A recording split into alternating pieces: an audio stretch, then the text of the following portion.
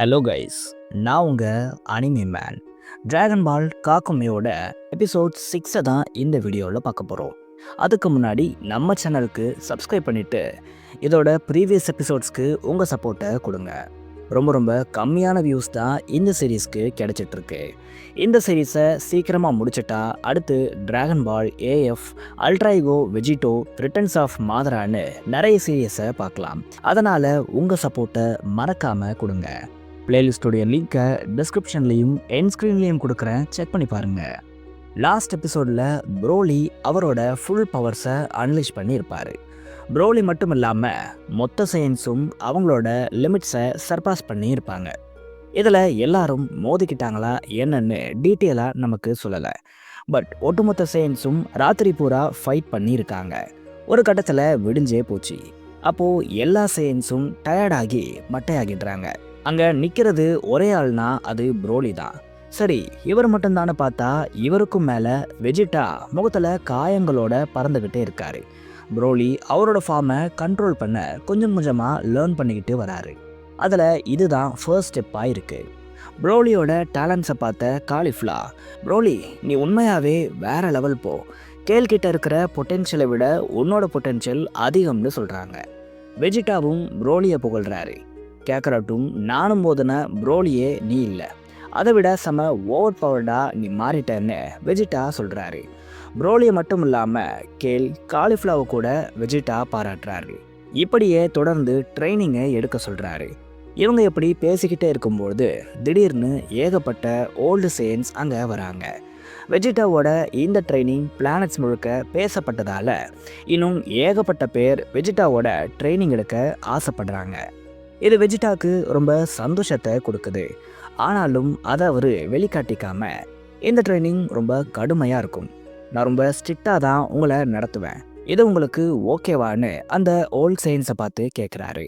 நம்ம பிளானட்க்கு ஒரு பெரிய அழிவு வரப்போகிறதா கேள்விப்பட்டோம். அவங்கக்கிட்ட மோதாமல் ஓடி போய் சாகிறத விட நின்று சண்டை போட்டு சாகிறத பெருமையாக நினைக்கிறோம். அதனால் எங்களுக்கு ட்ரைனிங் கொடுன்னு வெஜிட்டா கிட்ட அந்த ஓல்ட் சயின்ஸ் கேட்குறாங்க.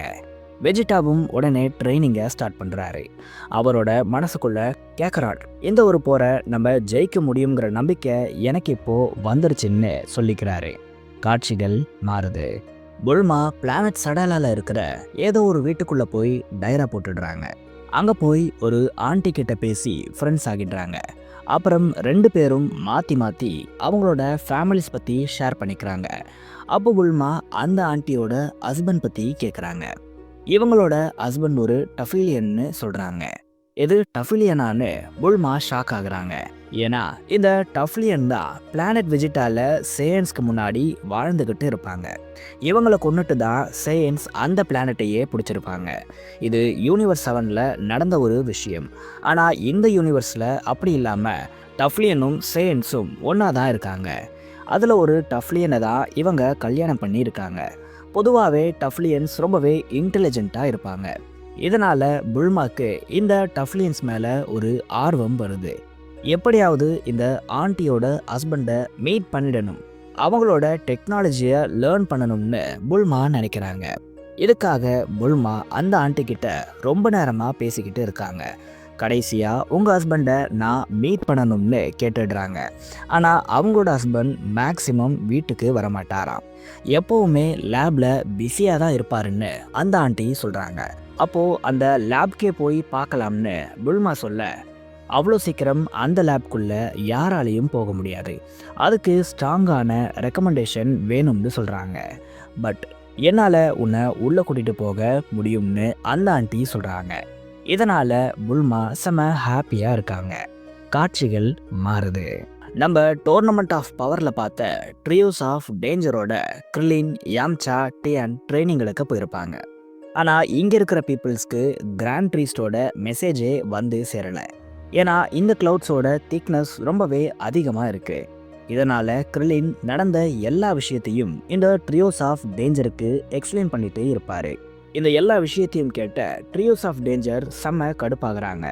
வரப்போகிற எனிமீஸை அடித்து ஓட விட என் கூட சேர்ந்து நீங்களும் பயங்கரமாக ஸ்ட்ராங் ஆகணும், அதனால் இப்போவே கடுமையான ட்ரைனிங்கை நீங்கள் எடுக்கணும்னு ட்ரியோஸ் ஆஃப் டேஞ்சரை சேர்ந்த உல் சொல்லுது. கிரிலின், யாம்சா, டியனோட பவர்ஸ் எந்த அளவுக்கு இருக்குன்னு தெரிஞ்சுக்க இவங்களுக்குள்ளேயே ஒரு ஃப்ரெண்ட்லி பேட்டிலை வச்சுக்கிறாங்க.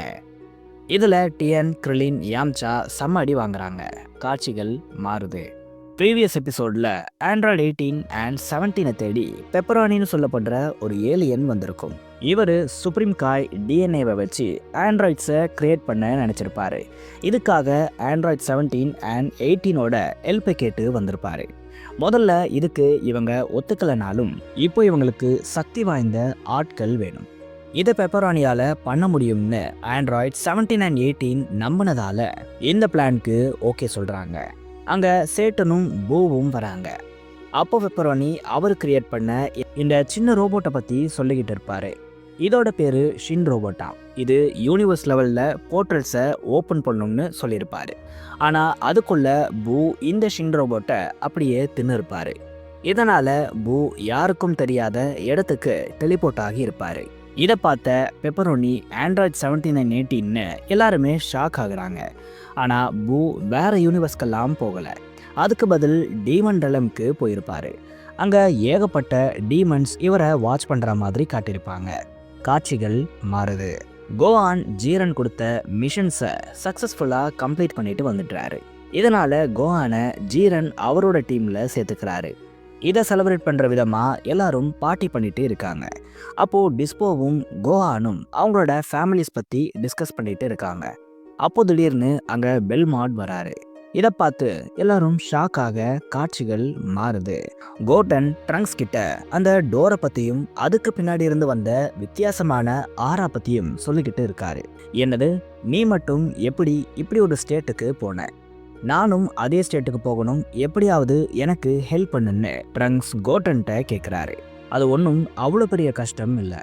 உன்னோட மனசை ஒருநிலைப்படுத்து, நல்லா கான்சென்ட்ரேட் பண்ணால் கண்டிப்பாக உனக்கும் அந்த வழி தெரியும்னு கோட்டன் சொல்ல 2 பேரும் இதை சேம் டைமில் பண்ணுறாங்க. 2 பேரும் அந்த வழியையும் அதுக்குள்ளே இருந்த மிகப்பெரிய கதவையும் பார்க்குறாங்க. அதுக்கு பின்னாடி இருந்து ஒரு வித்தியாசமான ஆரா எமிட் ஆகிட்டு இருக்கு. விஸ் சொன்ன அந்த ஒரு ஃபியர்ஸ் இந்த கதவுக்கு பின்னாடி தான் இருக்கும் போலன்னு 2 பேரும் பேசிக்கிறாங்க. ரொம்ப டைம் வேஸ்ட் பண்ண வேண்டாம், நம்ம 2 பேரும் ஒரே டைமில் இந்த டோரை ஓப்பன் பண்ணலாம்னு கோட்டன் சொல்கிறாரு. 2 பேரும் ஒரே நேரத்தில் இந்த கதவை திறக்க ஒரு மிகப்பெரிய ஒளி இவங்களோட கண்ணை மறைக்குது. அங்கே என்ன இருக்குன்னு பார்க்கறதுக்குள்ள காட்சிகள் மாறுது. பீரஸ் அவரோட ஒராக்கிள் ஃபிஷ் கிட்ட பேசிக்கிட்டு இருக்காரு. இன்னும் கொஞ்சம் வருஷம்தான் யூனிவர்ஸ் மிகப்பெரிய ஆபத்தை சந்திக்க போகுது. இப்போ நம்ம போகிற இந்த ஒரு ஃபைட் இது வரைக்கும் நம்ம யாருமே போடாத ஒன்றா இருக்க போகுது. இவ்வளோ பெரிய பேட்டிலில் நான் பார்ட்டிசிபேட் பண்ணணும். ஆனால் அதுக்கு முன்னாடி நான் செய்ய வேண்டிய ஒரு விஷயம் பாக்கி இருக்கு. அதனால் நான் போகிறேன்னு அந்த ஒராக்கிள் ஃபிஷ் கிட்ட பீரஸ் சொல்கிறாரு. ஒரு யூனிவர்ஸோட காட் ஆஃப் டிஸ்ட்ரிக்ஷன் இப்படி தனியாக போகலாமா? இருங்க, நானும் வரேன்னு அந்த ஒராக்கிள் ஃபிஷ் சொல்ல, இல்லை, இதை நான் மட்டும்தான் பண்ணணும், நீங்கள் யாரும் என் கூட வர வேண்டாம்னு பீரஸ் சொல்கிறாரு. அப்பா, நான் வந்துட்டு இருக்கேன்னு பீரஸ் அவருக்குள்ளேயே சொல்லிட்டு அங்கேருந்து கிளம்புறாரு. கோட்டனும் ட்ரங்க்ஸும் எதை பார்த்தாங்க? டெஸ்ட்ராயர் காடான பீரஸ் எங்கே போகிறாரு? பீரஸோட அப்பா யாரா இருப்பா? அவர் முடிக்க வேண்டிய கடமை என்னன்னு தெரிஞ்சுக்க அடுத்த எபிசோட் வர வெயிட் பண்ணுங்க.